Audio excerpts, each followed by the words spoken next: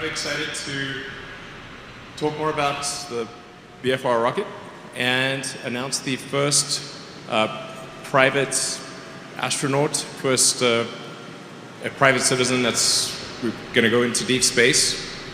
And I'm going to start off with just talking a bit about BFR and kind of how we got to this point. So the purpose of SpaceX, the reason for creating SpaceX, was to accelerate the advent of humanity becoming a spacefaring civilization, to help advance rocket technology to the point where we could potentially become a multi-planet species and a true spacefaring civilization. So, as we consider sort of the fossil record, the history of civilization, it's important to bear in mind, like, there could be some natural event or some man-made event that ends civilization as we know it, or in life as we know it. And so it's important that we try to become a multi-planet civilization, extend life beyond Earth, and to do so as quickly as we can. That window of opportunity may be open for a long time, or it may be open for a short time, but we should not assume that it is open for a long time. We should take action and become a multi-planet civilization as soon as possible. And that's kind of like the defensive reason. And I do want to emphasize it's multi-planetary, not single planet, but somewhere else. We want to become a multi-planet civilization, have life on Mars, Moon, maybe Venus, the moons of Jupiter, throughout the solar system, and then ultimately extend life beyond the solar system to other star systems. And I think that's the future that's incredibly exciting. I think that's the future that we want. And there's so many things that make people sad or depressed about the future, but I think becoming a spacefaring civilization is one of those things that makes you excited about the future, makes you excited to get up in the morning. Like, this is something that you can look forward to, that makes you glad to be a human being. I hope that people will see it that way. That is the intent of BFR, is to make people excited about the future.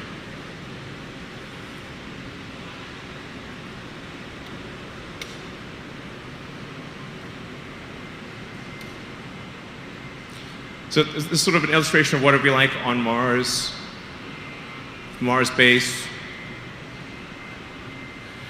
And I want to talk about it will show you, like, this is where we were 10 years ago. So we're almost at the 10th anniversary of SpaceX's first flight to orbit. So that was 2008.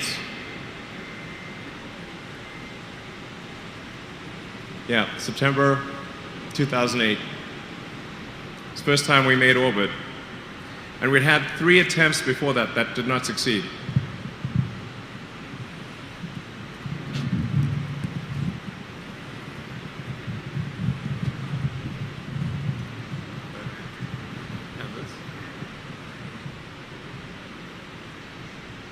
It's hot in here.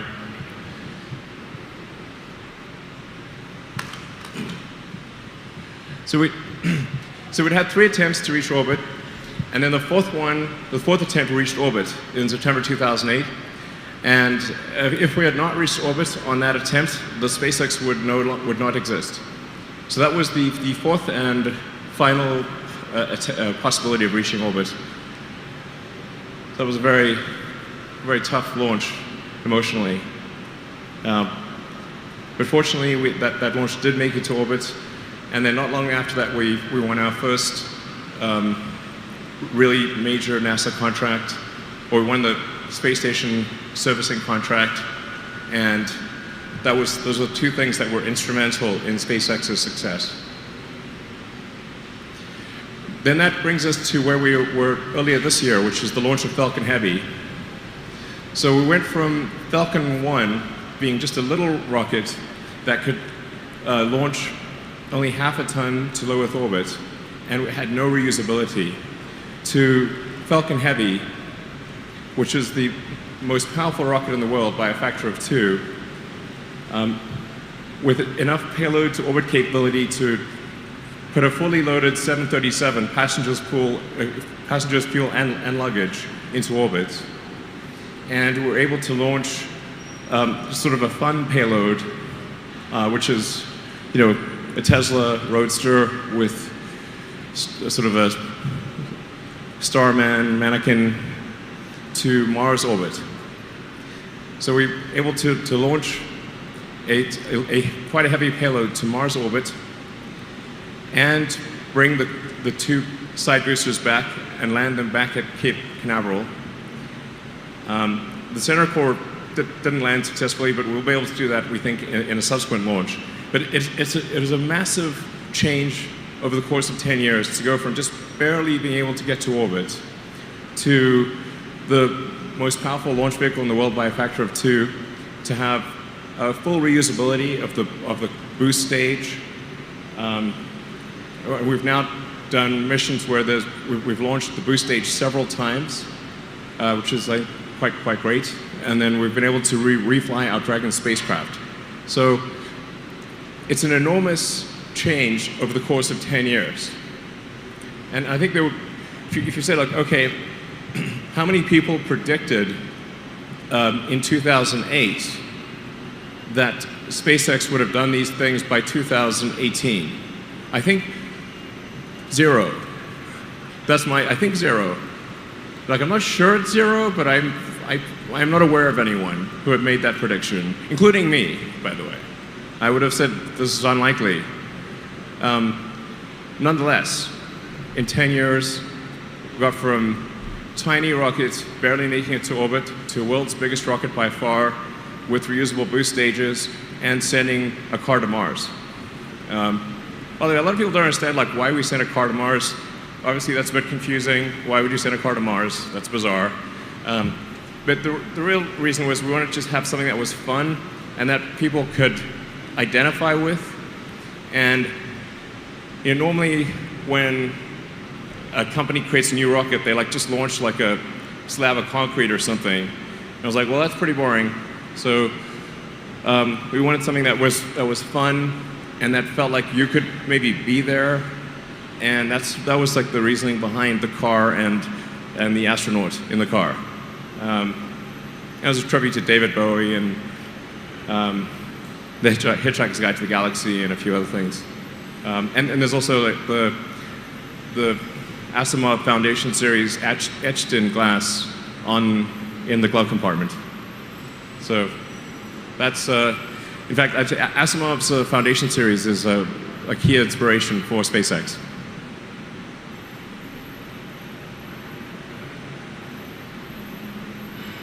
So just an update on BFR itself.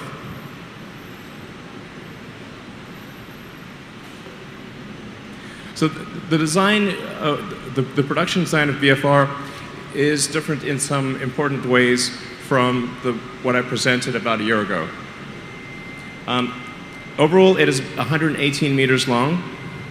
The payload is still similar. It's about 100 metric tons.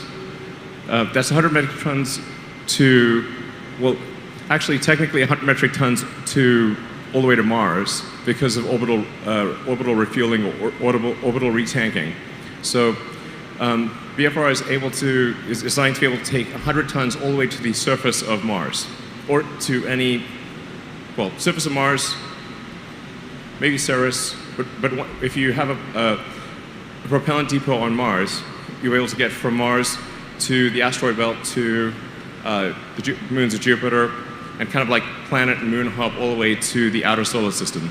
So BFR is really intended as an interplanetary transport system that's capable of getting from Earth to anywhere in the solar system as you establish propellant depots along the way.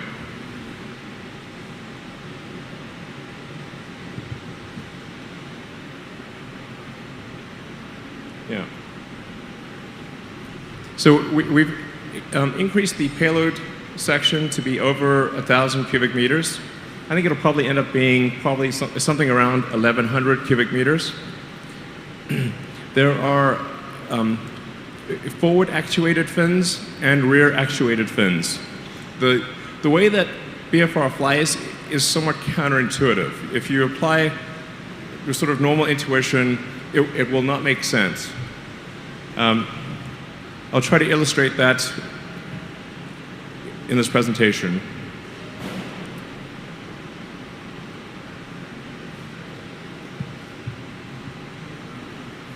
So there's the two forward actuated flaps, and then there are two rear actuated wings or fins or flaps, depending on what. They're not exactly comparable to anything else out there. But you kind of want four control surfaces to be able to control the vehicle through a wide range of atmospheric densities and velocities. So the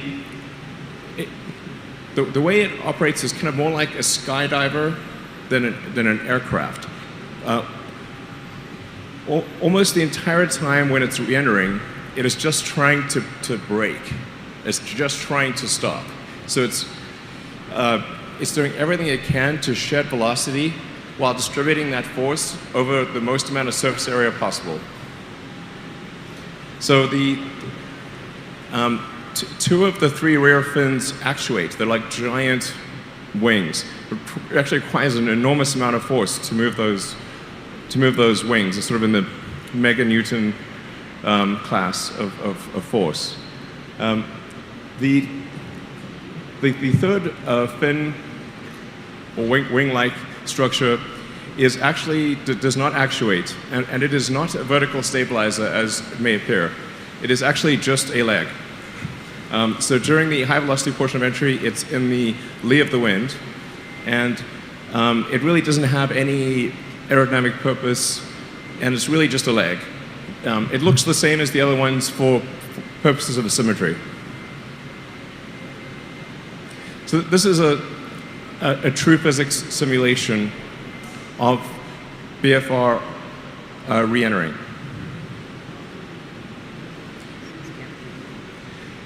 So it is mostly just coming in like this. At a very high angle of attack. In fact, one of the things that, for the general public, is a tricky thing to understand is that orbit means you are zooming around the Earth at a very high speed.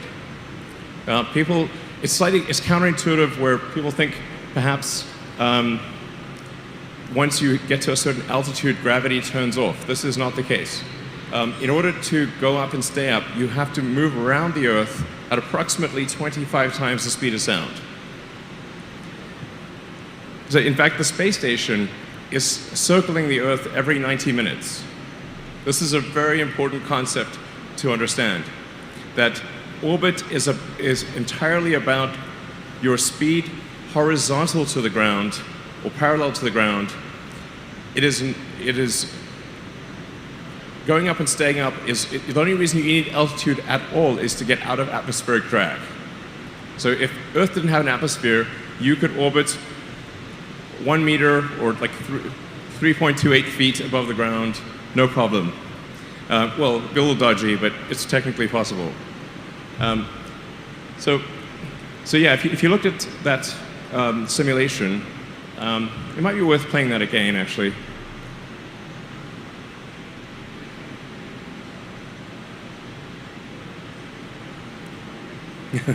So you can see it's basically coming in, if this is the Earth, if this stage is the Earth, it's coming in like that. And it's just using its entire body to brake.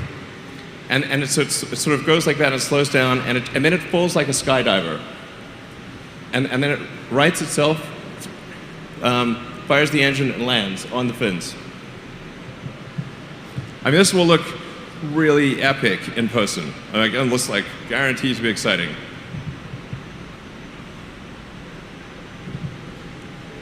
And you can see it sort of falling body first for quite a while.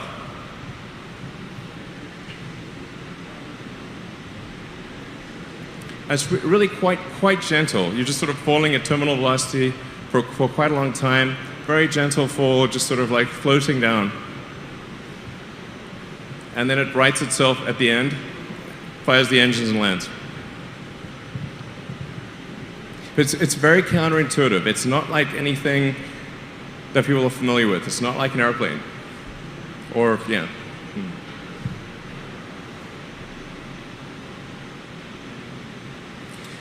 And then obviously, if you're landing on the moon, you don't need any aerodynamic surfaces at all, because there's no air. You just need thrusters.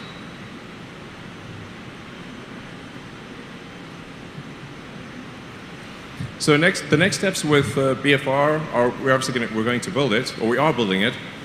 This is a picture of the main cylinder section of BFR. So BFR is 9 meters in diameter. It's really quite enormous.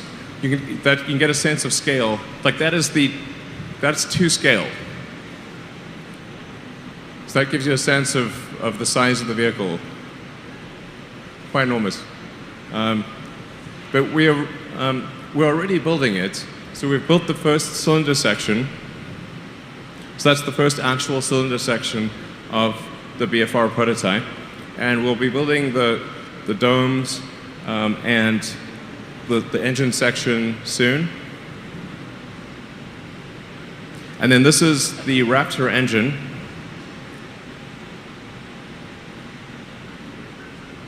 So this is the Raptor engine that will power BFR, both the ship and the booster. It's the same engine. And this is approximately a 200-ton thrust engine that's aiming for roughly a 300 bar or 300 atmosphere chamber pressure. And depending upon, if you have it at a high expansion ratio, has the potential to have a specific impulse above 380.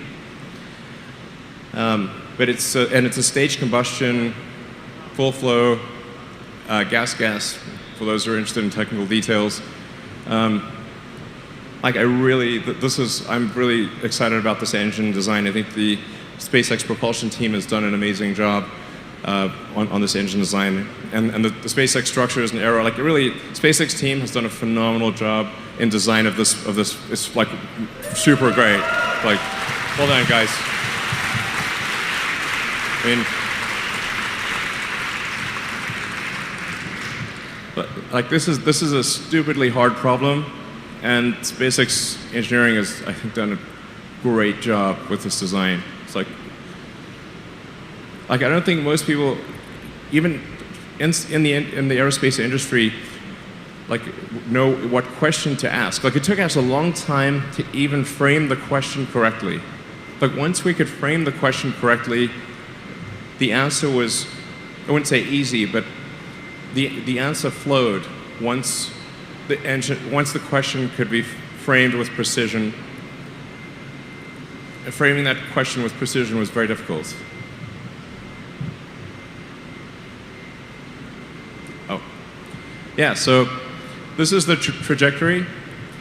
So we'll take off, have booster separation, go into parking orbits, do a translunar injection, fly around the moon, and then come back and land. Yeah. That should take a few, basically about 4 or 5 days, and be very exciting indeed. We'll do a bunch of test launches without any people on board before having people on board. To be clear, it's going to be very important to test this vehicle thoroughly before putting anyone on board. Yeah, but I can't wait. I'm super fired up about this. This is amazing. So, funding BFR is definitely a key question, and that's really where we need to seek every possible means of funding. Obviously, we've got launching of satellites. We've got servicing the space station. So we've been transporting cargo to and from the space station for several years now. And next year we'll start transporting astronauts to and from the space station. We've got the Starlink global broadband system that we're developing, which will also be a key source of revenue. But then private customers or any customers for BFR are incredibly helpful in funding the development of the rocket. So that's where I'd like to introduce the first paying customer of BFR. So let's see. Would Yusaku Miyazawa please come forward? Yeah.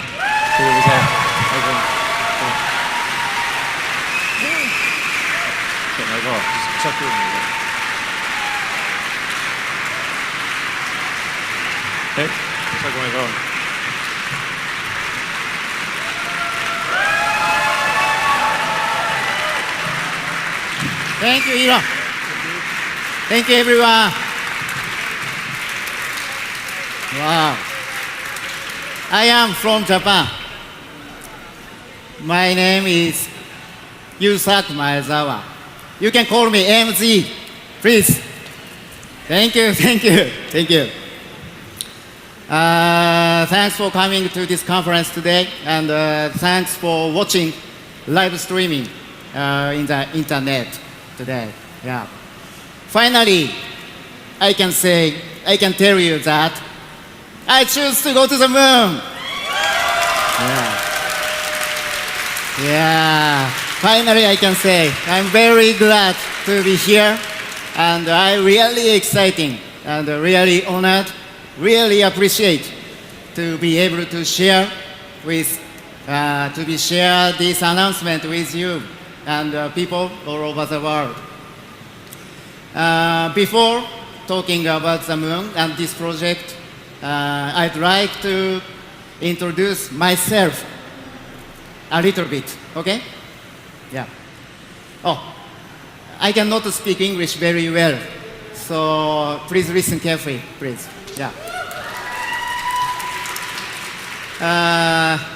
You can see next photo. This is me. I was ex-skateboarder. And does anyone know where this is? No? This is Santa Monica. Yay! Yeah. I had been here. I had been Santa Monica, Los Angeles when I was 18 years old. And I was a skateboarder. I was so impressed by America. Its fashion, music, art, and culture. And of course, nice people like you. Kind. American people is very kind. Yes. And after 6 months staying here, I returned back to Japan and started music. Next photo, please. I played drums for the band. Our band music is so loud, so you don't have to listen to. But I was ex-musician.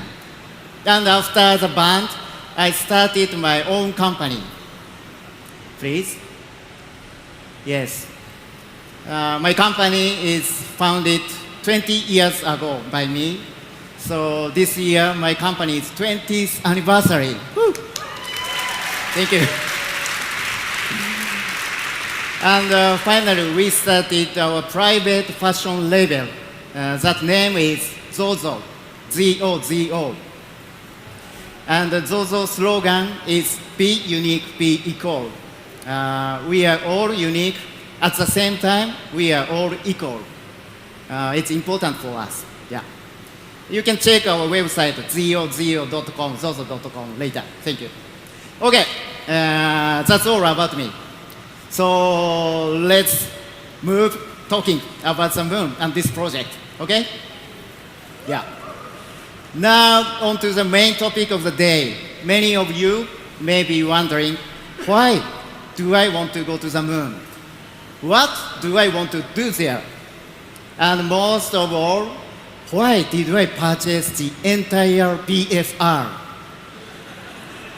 Entire BFR, very huge. For me, this project is very meaningful. I thought long and hard about how valuable it would become the first private passenger to go to the moon.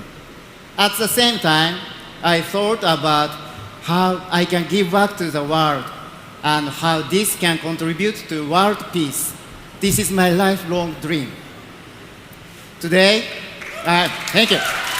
Thank you. Today, I'd like to tell you about my plans. Okay? Ever since I was a kid, I have loved the moon. Just staring the moon filled my imagination. It's always there and has continued to inspire humanity. That is why I could not pass up this opportunity to see the moon up close. And at the same time, I did not want to have such a fantastic experience by myself. That would be a little lonely. I don't like being alone. So I want to share these experiences and things with as many people as possible. So that is why I choose to go to the moon. I choose to go to the moon with artists. With artists. From now, I choose to invite artists from around the world on my journey. The first artist I thought of was, do you know, Jean-Michel Basquiat, you know? As you can see, I am wearing a Comedy Garrison t-shirt featuring Jean-Michel Basquiat. He already passed away. He's a New York artist.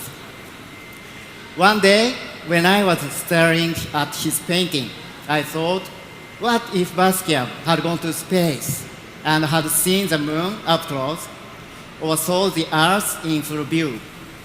What wonderful masterpiece would he have created? Just thinking about it now gets my heart racing. But once I got started, I could not stop thinking about who else. What if Picasso had gone to the moon? Or Andy Warhol? Or Michael Jackson? Or John Lennon? Or Coco Chanel? These are all artists that I adore. But sadly, they are no longer with us. But this is when I thought, there are so many artists with us today that I wish would create amazing works of art for humankind, for children of the next generation. And I wished very much that such artists could go to space, see the moon up close, and the Earth in full view, and create works that reflect their experience. This is a project that I designed and named Dear Moon. Yeah. I'd like to introduce details about Dear Moon. In 2023, as the host, I'd like to invite 6 to 8 artists from around the world to join me on this mission to the moon. These artists will be asked to create something after they return to Earth. And these masterpieces will inspire the dreamer within all of us. Needless to say, we have always been inspired by the moon. Take, for example, Beethoven's Moonlight Sonata, or Van Gogh's The Starry Night, and the Beatles' Mr. Moonlight. These are countless number of works that have been inspired the moon all around the world. Through the ages, the moon has filled our imagination. And with utmost love and respect for the moon, our planet's constant partner, I named this project Dear Moon. At the moment, I have not decided which artists I'd like to invite, but if possible, I'd like to reach out to top artists that represent our planet from various fields, including painters, sculptors, photographers, musicians, film directors, fashion designers, architects, etc. Luckily, we still have some time before 2023, so I hope to work very closely with SpaceX team and to research out to each artist personally. By the way, if you should hear from me, please say yes and accept my invitation. Please don't say no. Okay. In any case, there is still a lot that I cannot announce today. Sorry. So I will continue to provide regular updates. We have also created a special website for Dear Moon, which will go live after the press conference. So please take a look. Domain will be dearmoon.earth. Dearmoon.earth. Please check out. And I will also keep posting on my social media accounts. So please follow my accounts as well. Okay. So what did you think about this project? Oh. Thank you. Thank you. I was so nervous because my English is poor, but I am glad I got through it. Thank you. And I hope my English was not too painful to listen to. Can we do some Q&A? Not sure. Sorry? Yeah. Great. How did the questions get asked? I'm not actually sure. Hi, Elon. It's Ken Chang from New York Times. Oh, okay. So Hey, Ken. in the past 2 years, we've seen 3 designs for this rocket, and it's 5 years before you plan to send these people to the moon. Have you finalized this? Or are you still planning the hopper test next year? And could you sort of give more details of how you plan all these tests to be ready in 2023? Or are you planning like an uncrewed mission to the moon and back? Yeah, so, but obviously you followed the whole progress of the design and indeed of SpaceX itself. So you've got quite a lot of background. I feel like this is the final iteration in terms of broad architectural decisions for BFR, BFS. There are a few ways to. There's more than one way to solve this problem, and the prior design, the iteration before this, decoupled the landing legs from the control surfaces and had essentially 6 legs and then 2 actuating rear flaps. I actually did not like the aesthetics of that design. And so we have the 3 sort of large legs with 2 of them actuating as body flaps or large moving wings, effectively. I think this design is probably on par with the other one. It might be better. It's slightly riskier, technically, because of coupling legs and sort of the actuating wing fin flaps. But I think it's the right decision overall. I think it looks beautiful. And I love the Tintin rocket design, so I kind of wanted to bias it towards that. If in doubt, go with Tintin. And then additional flights, we're going to do a lot of test flights. So we still anticipate doing hopper flights next year. And then, depending upon how well those go, we'll do high altitude, high velocity flights with the ship in 2020. And also start doing tests of the booster. And if things go well, we could be doing the first orbital flights in about 2 to 3 years. And then we'll do many such test flights, and before putting any people on board. I'm not sure if we will actually test a flight around the moon or not, but probably we will try to do that without people before sending people. That would be wise. Yeah.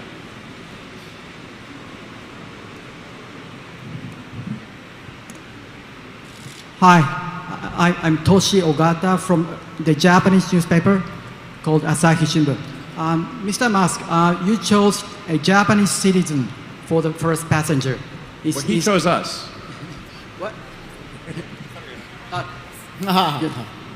Oh, okay.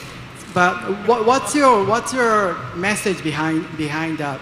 The first passenger was a Japanese citizen instead of U.S. citizen or the rest of the world. What's your message to the rest of the world through this announcement? Well, he is I think, the bravest person and the most willing to do so. And he was the best adventurer, I think. He stepped forward to do it. To be clear, this is, it's really, we're honored that he would choose us. This is not us choosing him. Yeah. I would defer to comments. Maybe you would like to make some comments, but he's a very brave person to do this. And because he is paying, a lot of money, we're not disclosing the amount, but he is paying a lot of money that will help with the development of this ship and booster. And ultimately, this system, this BFR system, is intended to be able to carry anyone to orbit and to the moon and to Mars. And so he is ultimately helping pay for the average citizen to be able to travel to other planets. It's a great thing. Yeah.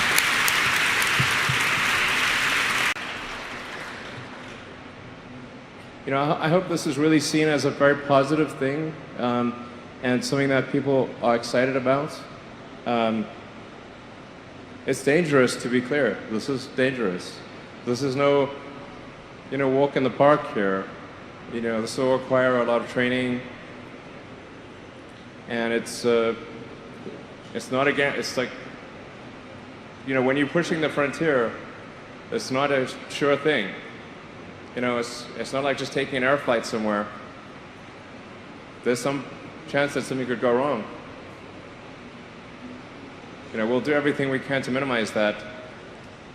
But whenever it's the first flight of something on a new technology, and we're talking about deep space, you have to be a very brave person to do that. This is no small matter.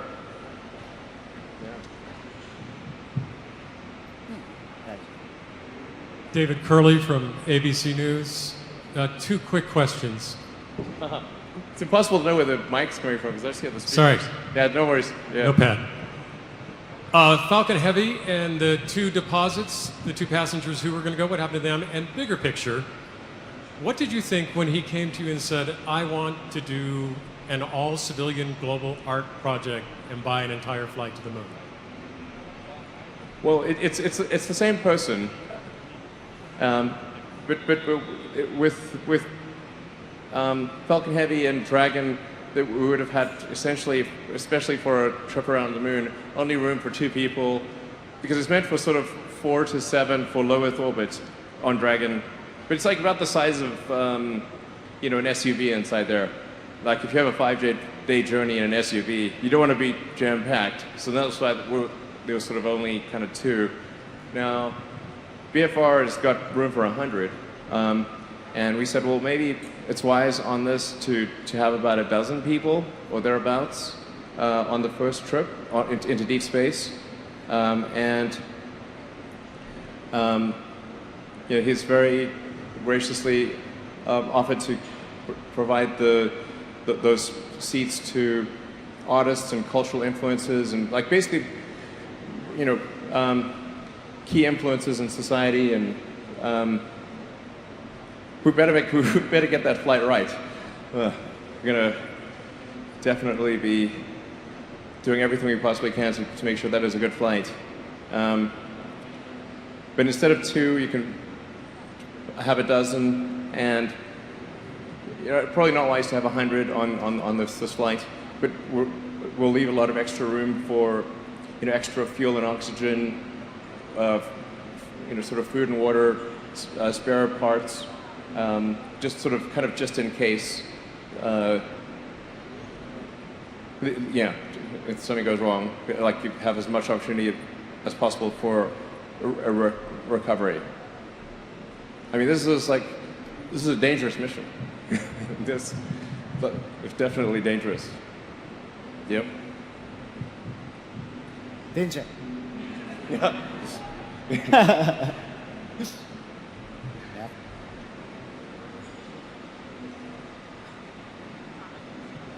Hi, my name is Makoto Mitsui from the Yomiuri Shimbun, Japanese newspaper. I have 2 quick questions. One goes to Mr. Maezawa and one goes to Mr. Elon. To Maezawa-san, how much did you pay for the moon travel, or how much do you plan to pay for the moon travel?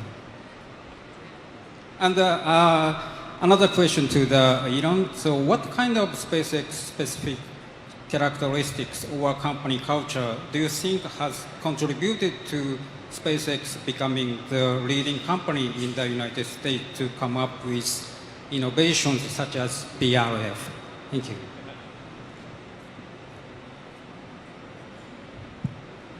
Sorry, I cannot answer the price, the cost today. Sorry.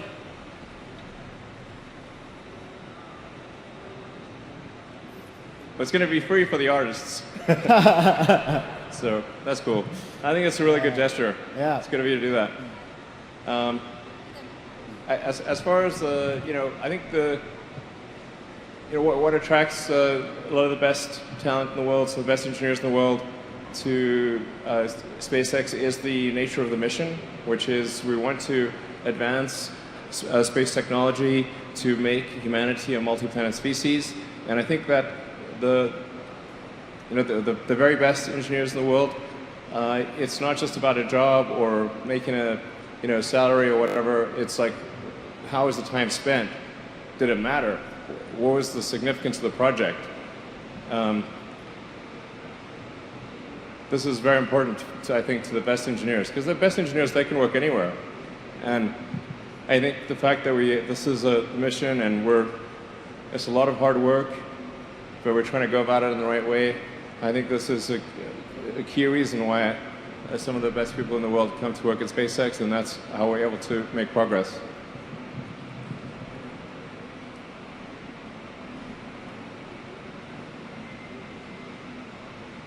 Maroon jacket, right here. Hey. Hi, how are you? Mireya Gabriel with CBS News. We just had a quick question. I mean, obviously we know that this is going to take a lot of time and a lot of effort and a lot of precision. In the past, we've known that there have been project deadlines that have not been met. For example, with the Falcon Heavy, what makes you so sure that you can actually meet that 2023 deadline? No, we're definitely not sure. I want to be clear. And I think we've been pretty unsure about prior dates too. I mean, if I had some sort of crystal ball, I'd love to know, how long something will take. I mean, you have to set some kind of date that is kind of like the things go right date. And then, of course, we have reality, and things do not go right in reality. Usually there are many setbacks and issues.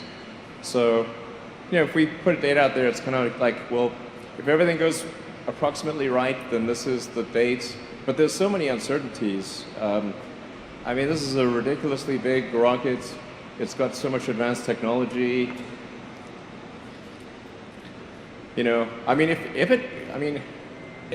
it's not 100% certain that we succeed in getting this to flight. It's not even 100% certain. I think it's pretty likely, but it's not certain.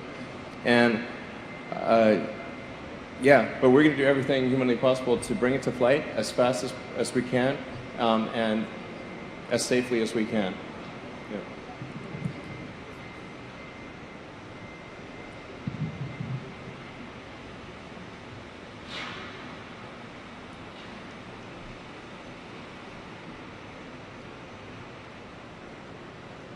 Hi, Stephen Clark from Spaceflight Now. Elon, have you made a decision on where the BFR will launch and land initially? And also, for Yusaku, if you're not saying how much you are paying, but can you say if you've made a down payment of any kind at this point? Thank you.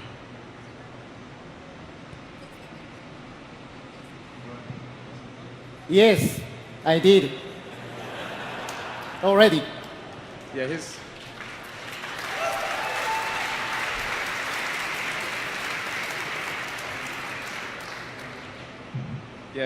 the real deal. You know, definitely like it's made a significant deposit on the first on the price, which is a significant price, and will actually have a material effect on the on paying for the cost of development of VFR. Like it's a non-trivial amount that is. It's like of material impact to the BFR program, so it really actually it makes a difference. This is, yeah. He puts his money where his mouth is. It's like legit. So. Sorry, there's another part to the question, maybe? I don't know. Yes. Have you selected a launch and landing site for BFR for the initial flights and first orbital flights? Thank you. We've not yet firmly decided on a. I should say for the short hops, we will be doing it out of our Texas site. So we have a site that is on the south coast of Texas, near Brownsville, and that's where we will be doing the initial hops of BFS. You should probably think of a different name. But this was like kind of the code name, and it kind of stuck. But we might change that name in the future. Yeah, the only thing is, like, I think we want to name like the first ship that goes to Mars after the Douglas Adams, my favorite spaceship, the Heart of Gold from Hitchhiker's Guide to the Galaxy. Yeah. As for the first orbital flights, we've not made a firm decision on that, and it may actually be that we launch from a floating platform. That's possible. Yeah.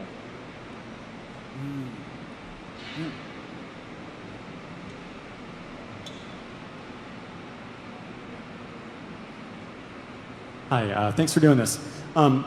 You've shown us the outside of the spacecraft. Can you talk about the work that you've done so far and what the plan is for stuff that goes in it? Life support, interior, all the safety stuff you're going to need. And speaking of safety, you mentioned this is a very dangerous mission. Can you talk a little bit more about that? Like, is there any quantification you can provide to us? Any sort of testing you're doing to the carbon fiber body, things like that, to ensure that this can be as safe as possible? Thanks.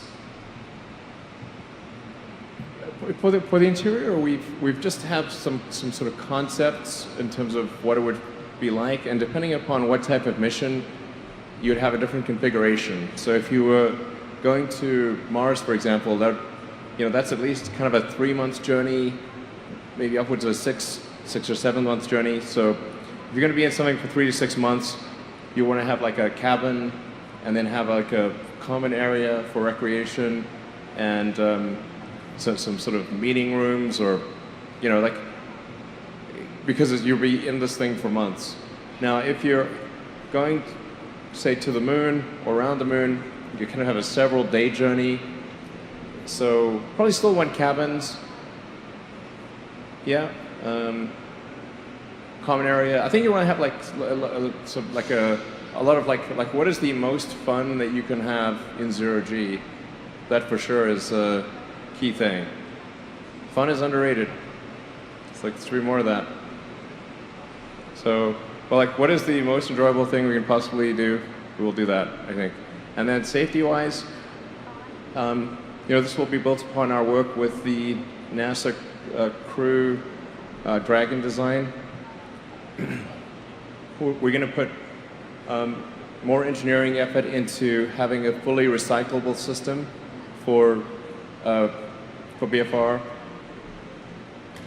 because if you have a very long journey, it makes sense to have like sort of a sort of closed loop oxygen CO2 system, a closed loop water system. Whereas if you are, say, just going out for several days, you don't necessarily need to have a fully closed loop system.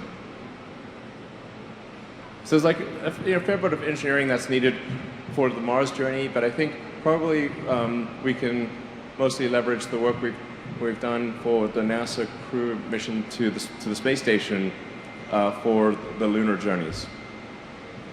And we've learned a great deal from NASA, and I really just want to, just give another word of appreciation to NASA. We would not be where we are today without them, and that NASA does remain our primary priority, along with national security space missions. Yeah. Hello, I'm Tim Fernholtz with Quartz over here. Hey Elon, hey MZ. Question for each of you. MZ, I'm curious if you could talk about what kind of training you expect to go ahead of this mission, what the experience is going to be like to you, and how much input you're having in that's tourist experience. And then Elon, I'm just curious if you could tell us what percentage of the company's effort or time is going to BFR right now versus other projects, and how important is that April 2019 commercial crew flight to making this moon mission happen?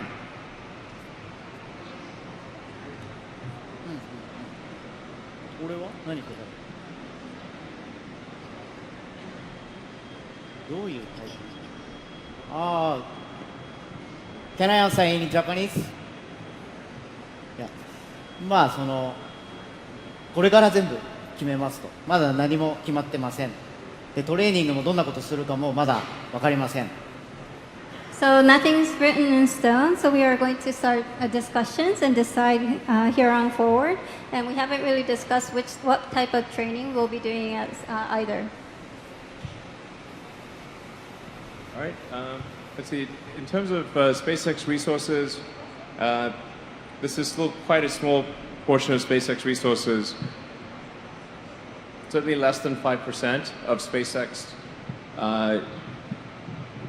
Less than 5% of SpaceX resources are currently spent on BFR.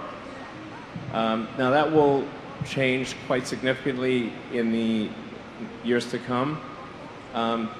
But overwhelmingly, our resources are focused on launching satellites, transporting cargo to and from the space station, and then our top priority is the upcoming NASA crew mission next year, and we're hoping to do a test flight of Dragon 2 in December, and then crewed flight next year, hopefully in the sort of second quarter of next year. So that's definitely our top priority. As we complete Crew Dragon, then we will shift our resources more and more to VFR. So I think, assuming that the National Crew Mission goes well, and that's really quite fundamental to the future of SpaceX. As I said, it's the top priority. Then, once that is, well, hopefully, assuming that is successful and goes well, then we're probably towards the end of next year, we would switch a majority of our new engineering development towards BFR by the end of next year.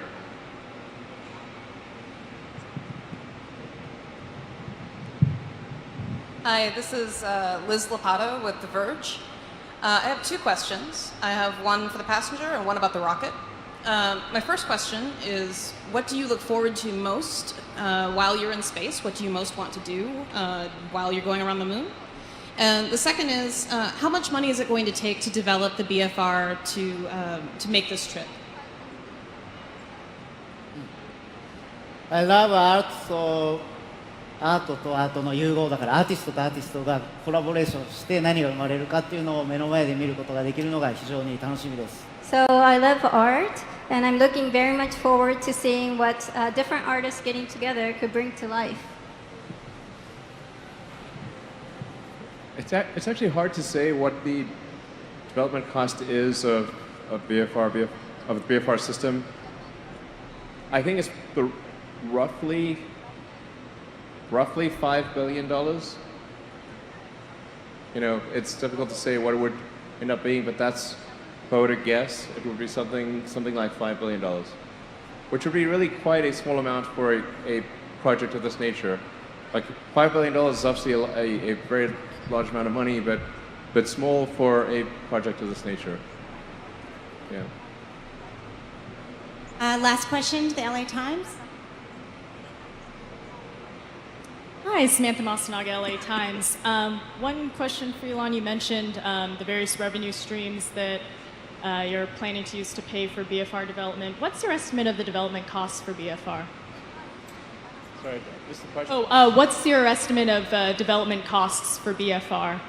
Oh, that's what I was talking about. Is for this BFR system, I think it's probably on the order of $5 billion. Something like that. I don't think it's more than 10, and I don't think it's like less than 2.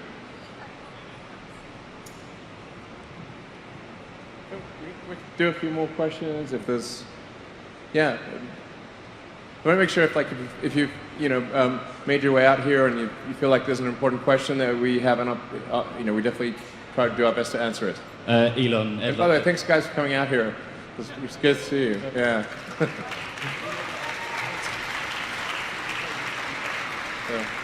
Elon, Ed Ludlow from Bloomberg Television. Thank you for the event.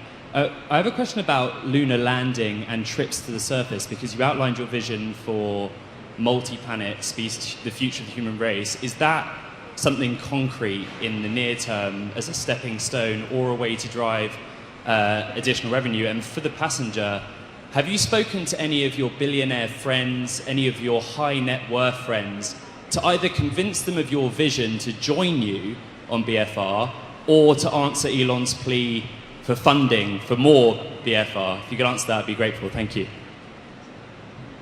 Well, I think it'd be very exciting to have a moon base. I used to watch this like corny show called like Moon Base Alpha. It's like made no sense, but it was cool. Like there was a base on the moon. Like we should have a base on the moon. Like why do we? It's 2018. Why is there no base on the damn moon? There should be one, and we should go there a lot. You know, I think that'd be amazing to have a base on the moon, particularly if it was like something where like the average person, if they saved up, could go. That'd be incredible, and that's like the kind of thing we want to do. Sorry? Oh yeah, no, BFR is designed to land on any surface in the solar system, whether there's air or not. That's why it's important to have a propulsive landing system. You know, like wings and landing gear work great on Earth, but they kind of need an atmosphere and a runway. You know, and like who's going to build that runway? How do you get? Begs the question. Like somebody's going to build the runway. Also, there's no air on the moon, but tricky to land with wings. So propulsive landing is the way to go. It's like actually the only way to go, really. You could try to use if you had a small payload, like try to sort of bounce. You know, like that was like one of the Mars missions, like had like a inflatable kind of like bouncy castle thing. But I don't think that's like gonna sell well. So propulsive landing is the way to go. And this is designed for propulsive landing, and the fins are designed to deal with a wide range of atmospheric conditions. So it could, you know, land on well, in theory, another planet with atmosphere. You wouldn't want to land on Venus, though. Yeah, it's kind of like Mars and Earth, pretty much, that have an atmosphere. Everything else is either not relevant in its atmosphere, or it's like a gas giant or something like that. So you really want propulsive landing, and then you use an atmosphere if it's helpful for braking, but you don't require it. Yeah. But like we want it'd be great if there was regularly scheduled flights to the moon. I mean that's a great future. That's a great future. Yeah.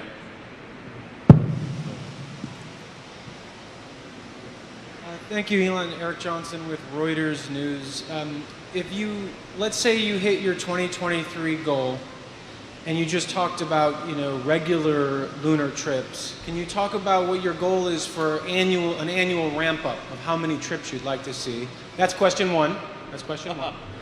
And then the second part is, Boeing CEO has said that the first humans will go to Mars on a Boeing rocket. Game on. Let's do it. Okay, that's what I want to ask you is, given the increased competition, good. What do you have to say to that? Thank you so much. I say yeah, good. That's I'm glad you said that. That's great. We should do it. Competition's a good thing. It's races are interesting. I say I'm glad. I hope Boeing really goes hardcore for Moon and Mars missions. Yeah, that'd be really great. As far as the ramp up, it's as fast as we can make it go, we'll make it go. We're pedal to the metal. We just need to make sure we have our priorities right. And our priority is, the NASA, crewed mission, our satellite customers. Those are our current priorities. And once we are confident that that is taken care of, then we will ramp up BFR big time, get the Starlink system active. Hopefully that does the trick. And it'd be great if Boeing, this, really good at making airplanes. So maybe they can be really good at making rockets too. That's great.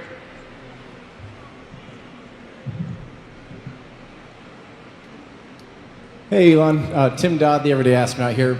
I see that you changed the engine configuration for the BFS. Can you talk a little bit about, is there still engine out capability?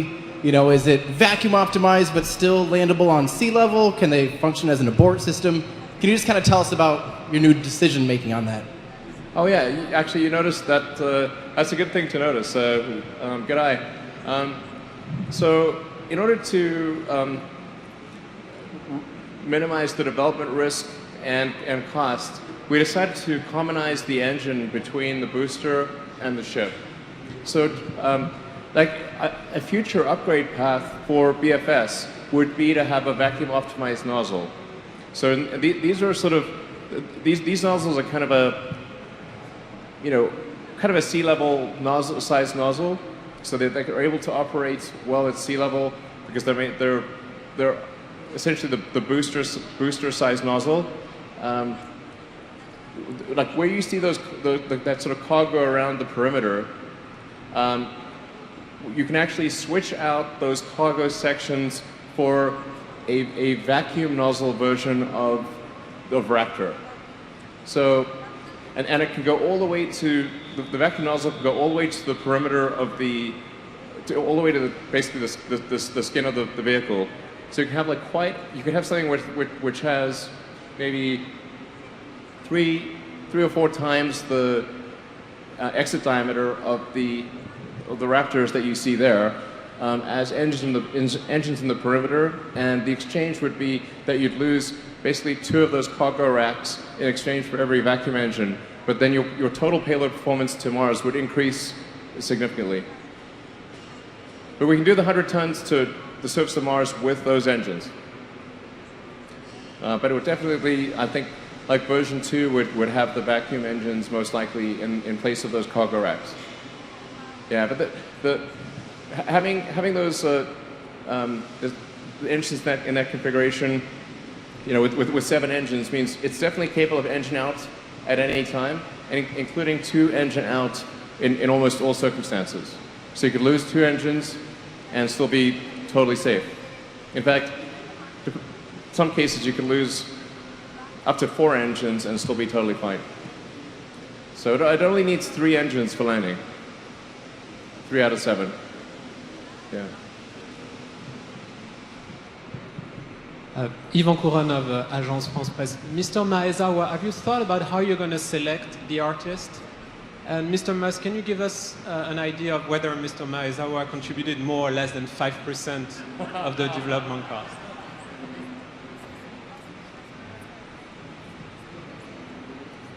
どういう意味ああ、そういうこと。その基本的には自分の好きなアーティストに声をかけたいです。In principle, I would like to reach out to the artists that I love. で、5% でもやってくれてありがとう。And I'm happy with just 5%.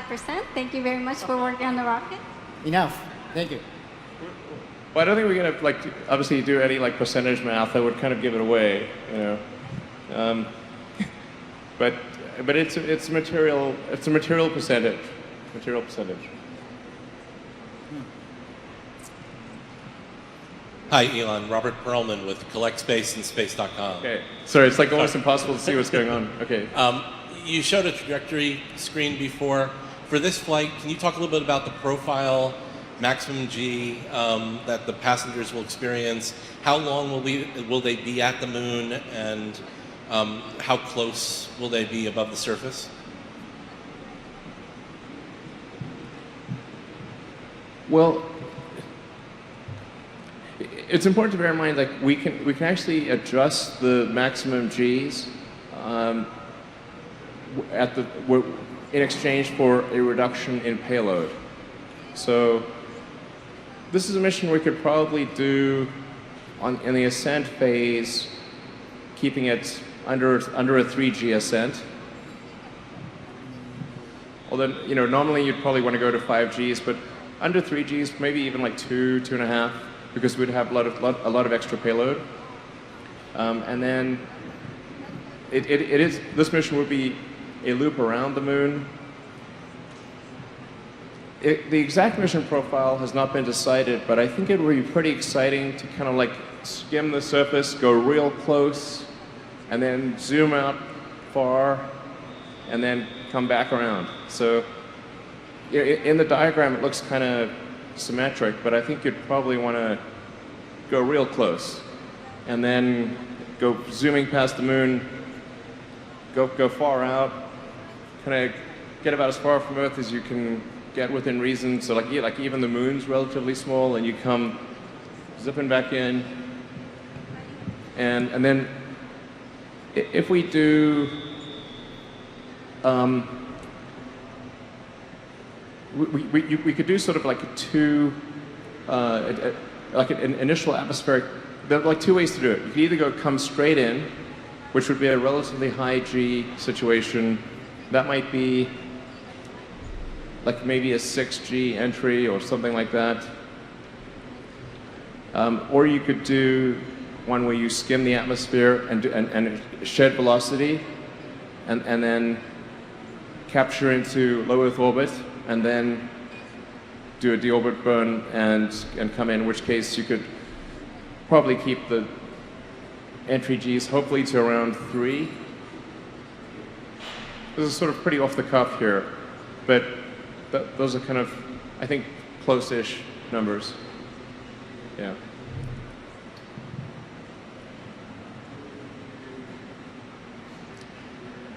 This is the last question. Michael Sheets with CNBC. Elon, you're standing next to the first real person who's putting money behind a project of putting people into space. What does that make you think about going into space yourself, and when do you think that's going to happen? You mean me personally? Oh, well, I think first of all, I would say, I think this is done a lot to restore my faith in humanity, that somebody's willing to do this. Take their money and help fund this new project that's risky, might not succeed, it's dangerous. It's donating seats, these are great things. It's tell you, it's done a lot to restore my faith in humanity. And as far as me going, I'm not sure. He did suggest maybe that I would join on this trip. I don't know. Yeah. All right. Please. Maybe we'll both be on it. Yeah. All right. Thanks everyone for coming. It's very exciting. It's guaranteed to be a really exciting journey, and we'll keep you posted along the way. Yeah, I mean, I hope you're fired up. I'm super fired up. This is going to be great. Thank you. Do it, yeah.